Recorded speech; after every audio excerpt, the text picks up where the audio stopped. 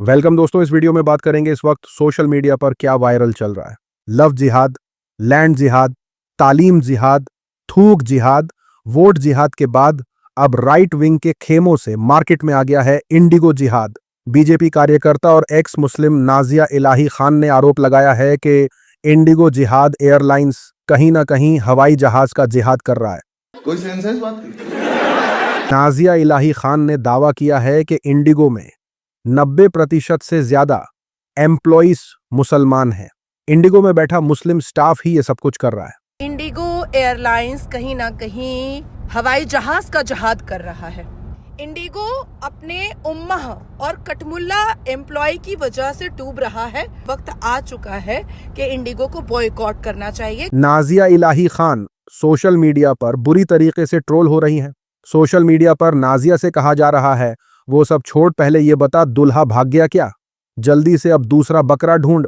साथ ही साथ लोग कहने लगे पुनीत वशिष्ठ ने इसी हरकत की वजह से इसे छोड़ दिया होगा। साथ ही साथ ये खबर देखिए, बीजेपी से अलायंस करने वाले बड़े नेता ने क्या मांग कर दी है। जेडीयू के बड़े नेता केसी त्यागी ने एक टीवी शो में खुलासा किया कि उनकी बेटी इंडिगो से मुंबई जब एग्जाम देने जा रही थी तो उसे 41,000 रुपए का टिकट दिया गया। उसकी फ्लाइट कैंसिल होगी। एनडीए का सीनियर नेता होने के नाते मैं चाहता हूं, चाहे कोई मंत्री हो या अधिकारी हो, मेरा पैसा वापस होना चाहिए। मैं एविएशन मिनिस्टर नायडू जी से कहना चाहता हूं, एयरलाइन से भी कहना चाहता हूं कि मुझे अपना पैसा वापस चाहिए। अगर ऐसा नहीं हुआ तो मैं भूख हड़ताल करूंगा।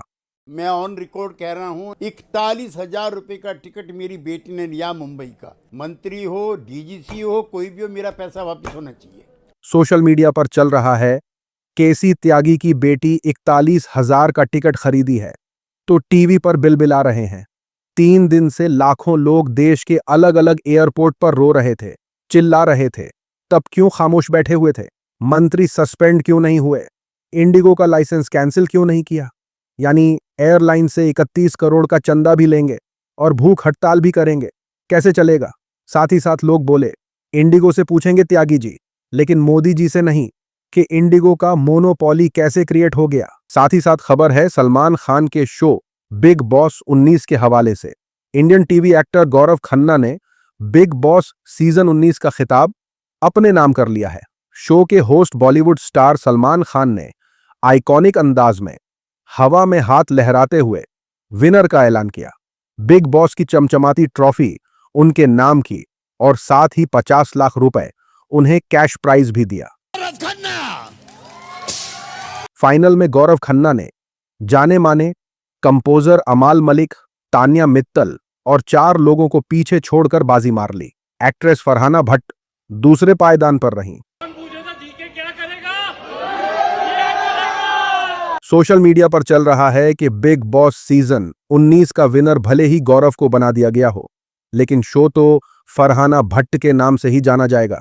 साथ ही साथ लोग बोले ऑडियंस की विनर तो फरहाना है, क्योंकि वो उन अनगिनत लड़कियों की आवाज है जो कपड़ों, सोच और बोलने के तरीकों पर लगाए गए बंधनों को तोड़ना चाहती है।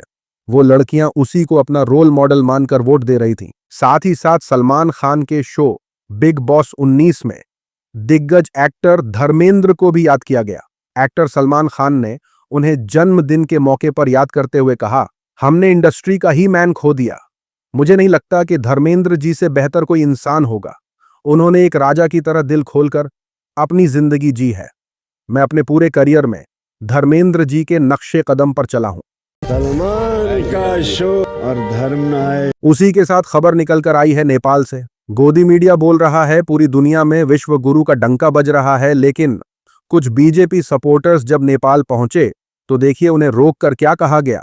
नेपाल में भारत के कुछ लोग अपनी गाड़ी पर बीजेपी का झंडा लगाए घूम रहे थे। तभी किसी नेपाली शख्स ने उन्हें रोका और कहा, यह यहां नहीं चलेगा। भारत की पॉलिटिकल पार्टी का झंडा नेपाल में क्या कर रहा है?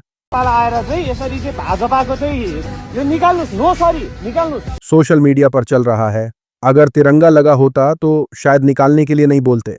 साथ ही साथ लोगों ने कहा भाजपा को कोई नहीं देखना चाहता, दूसरे देश के लोग भी नहीं देखना चाहते।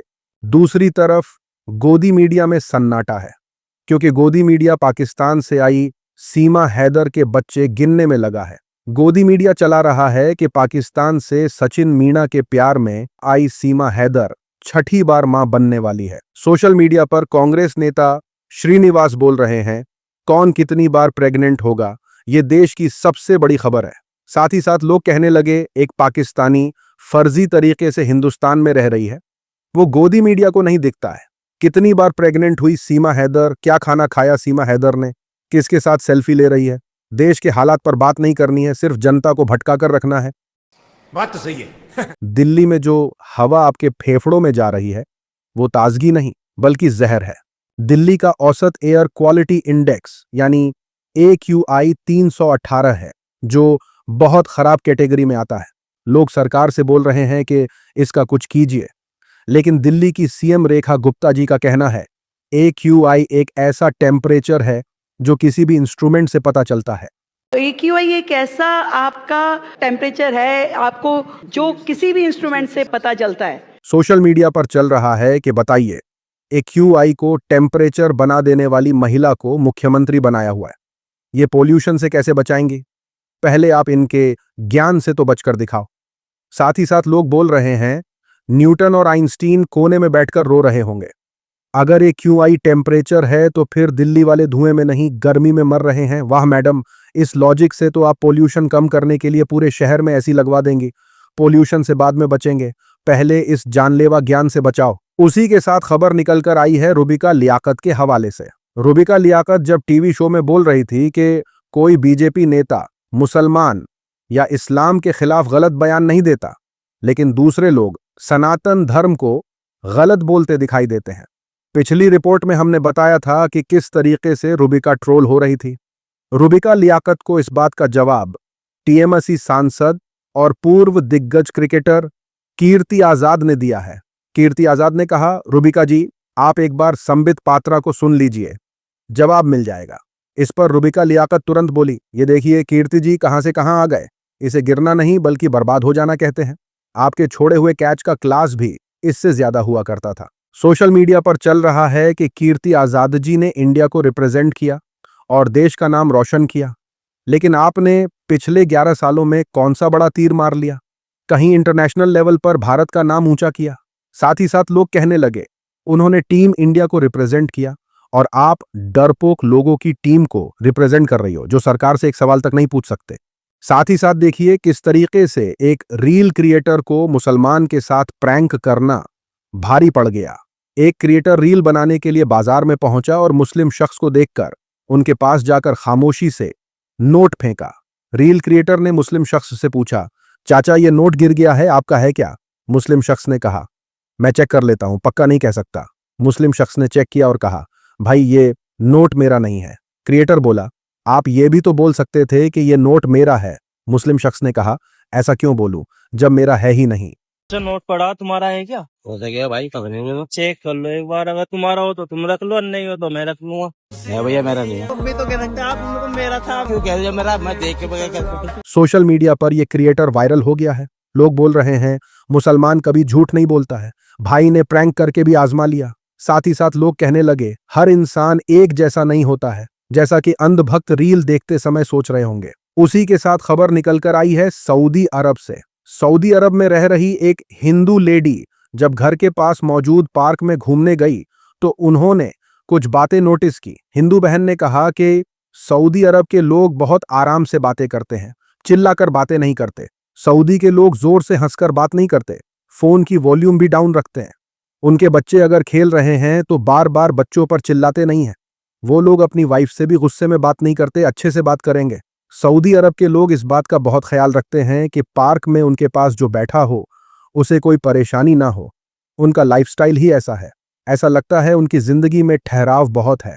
अगर आप पार्क में घूमने गए हो, मान लो आपके आसपास काफी सारी फैमिली सऊदी बैठी हुई हैं और आप उनके पास ही बैठे हो थोड़ी सी दूरी पे, तो आप ना बहुत ज्यादा उनकी आवाजों को नोटिस नहीं कर पाते। मतलब वो अगर बात करेंगे तो बहुत ही आराम से बात करेंगे, ना चिल्लाएंगे, ना गुस्सा करेंगे, ना फोन की जो वॉल्यूम होती है उसको भी वो ज्यादा तेज नहीं करते, मतलब उसको डाउन करके रखेंगे, फोन देखते रहेंगे पर वॉल्यूम जो होती है उसकी डाउन रखते हैं। ऐसे बार बार बच्चों पे चिल्लाते भी नहीं है, डांटते भी नहीं है। ये अगर उनकी वाइफ उनके साथ बैठी हुई है तो वो अपनी वाइफ से भी इस तरीके से बात नहीं करेंगे, गुस्सा नहीं करेंगे। तो उन लोगों को मैंने कभी भी तेज आवाज में बात करते हुए नहीं देखा। सोशल मीडिया पर चल रहा है कि इस्लाम अमन का ही नाम है। जो इस्लाम को जान जाता है इस्लाम के बिना नहीं रह सकता।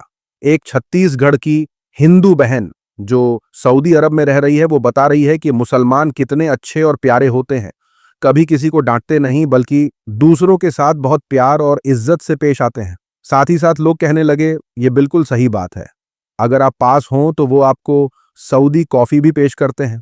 मैंने कभी भी अरब लोगों के बीच कोई झगड़ा नहीं देखा। दुनिया के इस हिस्से में रहकर मैंने महसूस किया कि मदीना जो पैगंबर मोहम्मद साहब का शहर है, वहां के लोग दुनिया में सबसे अच्छे लोग होते हैं। आज की वीडियो में इतना ही। अपनी राय सुझाव कमेंट में जरूर बताएं। मिलूंगा आप सभी से अगले वीडियो में।